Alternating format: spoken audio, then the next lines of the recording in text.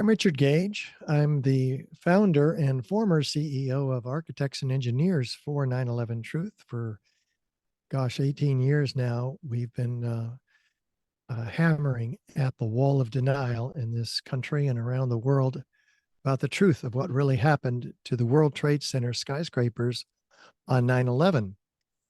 And I'm now working independently with my wife at richardgage911.org. And we are all over it, busier than ever with more podcasts, more radio interviews, and more speaking engagements than ever. And I'm particularly disturbed by the passing of Graeme MacQueen. He was such a sweet, sweet soul who dedicated himself. He was all from the heart, but his scholarly strategies and elucidation of very, very difficult subjects in 9/11 Truth, and certainly in his own Buddhist studies, is it's just a huge loss for all of us, particularly in the 9/11 Truth movement, where Graeme shined for us so very much. Graeme started, I think, at the Journal of 9/11 Studies, publishing there and becoming its editor for about 5 years. He produced some incredible and a wide variety of research, starting with the deep analysis. In 2005, we had the fire commissioner of New York, Thomas von Essen, who had previously, well, after the first year of 9/11, he took 503 oral testimonies of the first responders. And, we didn't know any of this. What they had said, it was kept hidden by Mayor Giuliani. But finally, Graeme found that through the efforts of the family members and others, the New York Court State of Appeals forced the city to release this information to the American people. And Graeme found that through deep research of the 12,000 pages of written testimony, that 118 of these first responders in his first pass, now 156 in his second pass, of the testimonies reveal that these first responders are talking about hearing sounds of explosions, seeing explosions, being blown around the buildings by explosions, being killed by explosions. And this is an incredible body of testimony that he delved deeply into and produced for all of us through this patient research. These essays, which David Ray Griffin had picked up and ran with, and which forms a core of the explosive testimony of my work, the DVD 9/11 Explosive Evidence Experts Speak Out. So this is just one of a dozen pieces that Graeme has given us. Another is an essay called Waiting for Seven.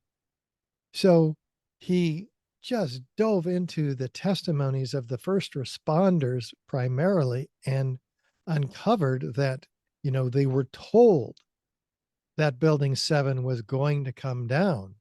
They were told that an engineer had put a transit on the building and that it was leaning or bulging. And of course, if that was true, the building would have tipped over.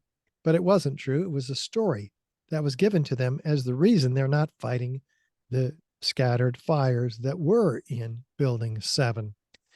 So they're all being kept away, and there's this whole story that Graeme beautifully crafted, full of testimony, and essentially proving that this is all nonsense, that the evidence does show in the end that Building 7 was blown up with explosive and incendiary material.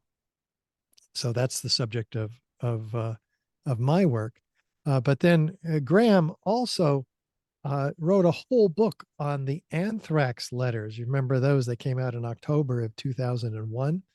Well, he just laid it out as only he can do from beginning to end, proving that these anthrax letters did not come from Islamic fundamentalists, could not have. Neither could the anthrax itself. The anthrax itself was U.S. Made in the most sophisticated laboratories that we have here. And Fort Detrick is mentioned. Other U.S. Military facilities are mentioned. Bruce Ivins could not have been the guy, neither could Stephen Hatley, who the FBI terrorized both of them for years. So we have huge problems with the trust of our government and our law enforcement agencies and our politicians. And Graeme just uncovered all of it.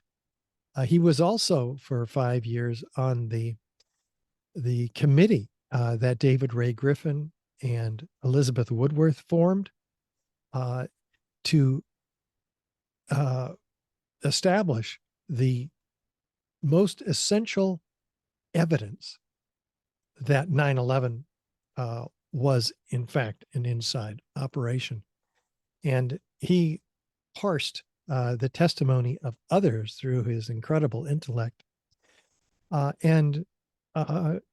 These 21 resulting 21 points of consensus that a team of 23 people, of which he was probably one of the most prominent members, evaluating these 21 points, one of which is the explosive evidence of the Twin Towers, one of which is explosive evidence of Building 7, one of which was the seismic evidence that proves that 9/11 was an explosive demolition at the World Trade Center. And that is the essay,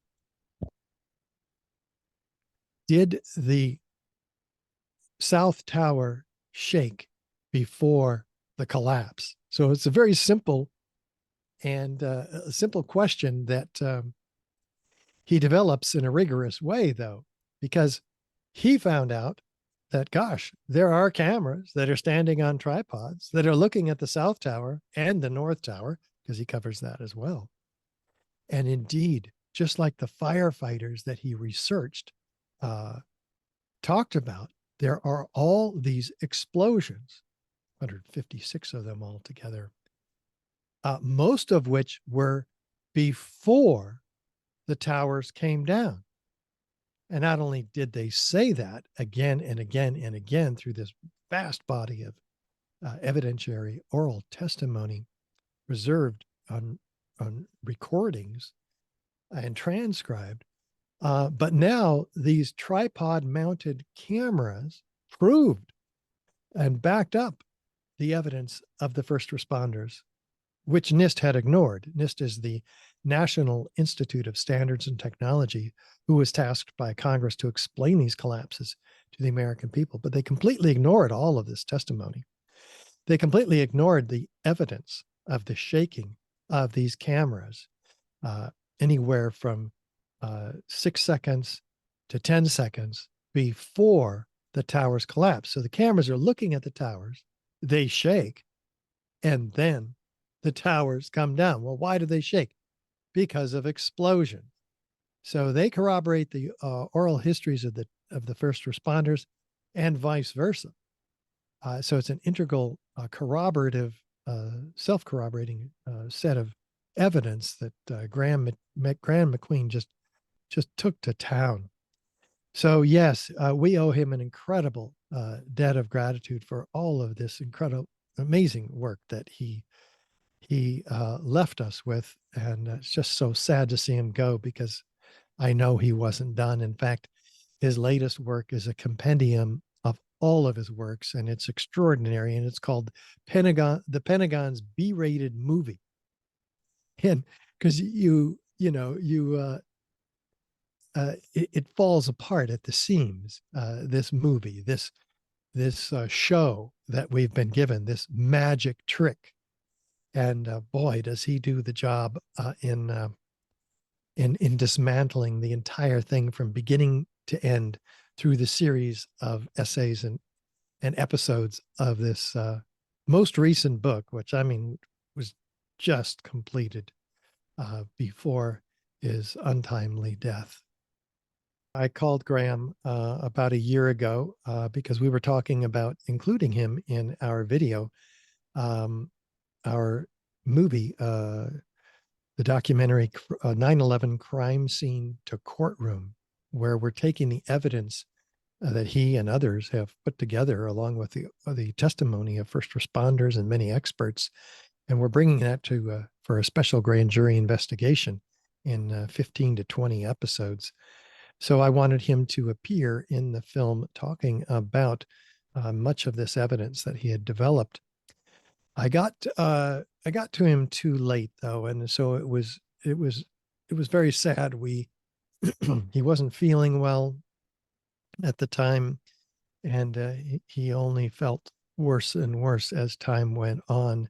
So I didn't have the honor of having him or his testimony personally delivered in the film 9/11 Crime Scene to Courtroom.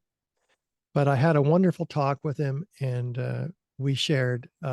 We talked about meditation and Buddhism, and it was a deep uh, connection that we had after working together all these years more formally, because he had appeared in several of the efforts we did, including 9/11 Justice in Focus, a, uh, a set of panels with legal experts uh, who were interviewing experts like Graeme publicly in 2016 in New York. A really special opportunity for those to see Graeme at his best. I encourage you to see 9/11 Justice in Focus and his testimony at that panel.